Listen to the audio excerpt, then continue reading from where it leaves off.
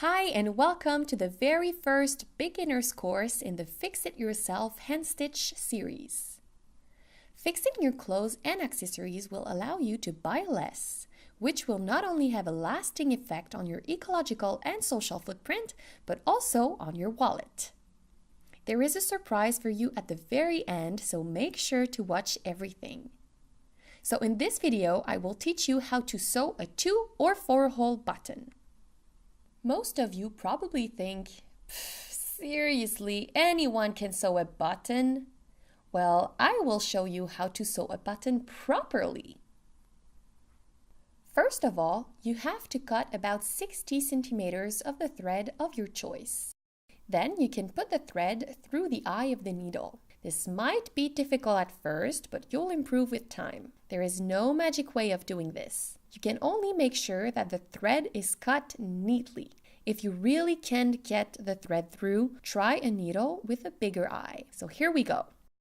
Once you get the thread through the needle, make sure the needle goes right in the middle of it and that the two ends of the thread are touching. You will always want to use double thread if you want your work to be sturdy. However, for more delicate work, like a blind stitch on a pants hem, for example, you will want to use a simple thread. In the case of a button, though, we want something sturdy, so double thread it is. Never forget that you don't have to waste hours trying to make a knot at the end of your thread. Nope, it's utterly useless and will only make you lose time and energy. Instead, you can just pass the thread through the right side of the garment, where you will sew the button, leaving about a centimeter. So do try to take only a few threads of the fabric if the thickness allows it. So if the garment is more fragile, like in the case of this garment, don't do that because it might tear the material or the button might fall off.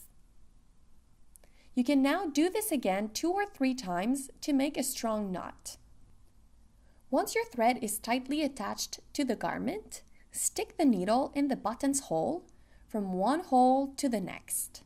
The order of the holes will depend on whether you want to create an X or a square shape between the holes. I recommend looking at how the other buttons are sewn. If there aren't any, then sew it to your liking. And if your button only has 2 holes, it's even simpler. After going through the second hole, pull the needle through the garment, if possible without going all the way through the fabric. It's important to leave a small space between the button and the garment.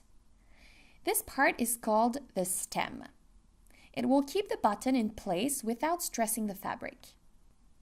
You must remember that once the button is being used, the garment will create a layer of thickness between the button and where it is sewn on the material. So having a stem will strengthen the bond between them. And now you have to repeat your steps a couple times. Stick the needle in a hole, always following the chosen thread pattern. And always follow the same hole order. Remember, always leave space for the stem with each threading through the material. You can repeat these steps about 3 or 4 times or until the thread pattern's thickness is the same as on the other buttons. If there is any other buttons to compare with, continue until you feel it is strong enough. And now we need to circle the stem with the thread. This again will strengthen it.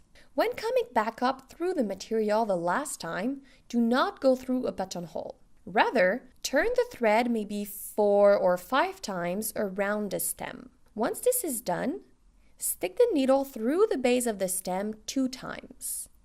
This will make a solid knot.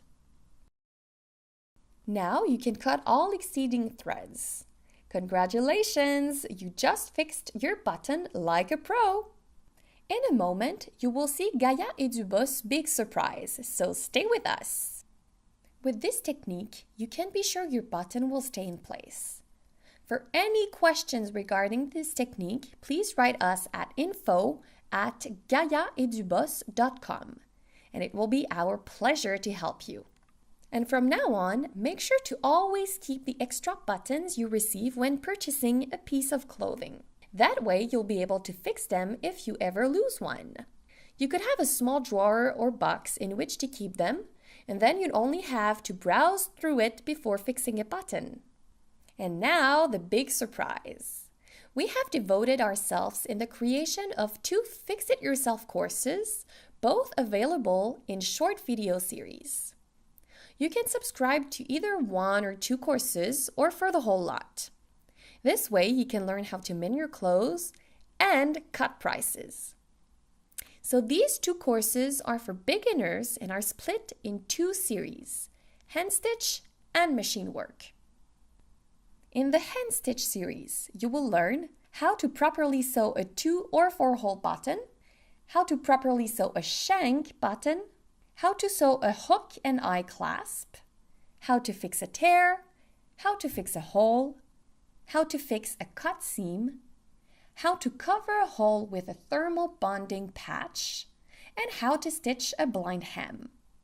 In the machine work series, you will learn how to sew a tote strap back on, how to imitate an overlock stitch to avoid frays, understanding fabric grain lines, how to sew a patch pocket back on, how to adjust a pants waistband with an invisible elastic band, how to shorten and sew a hem, and how to adjust a blouse or a dress. So go have a peek now. Simply click on the link to get more information on the course. Thanks for watching and have a wonderful day.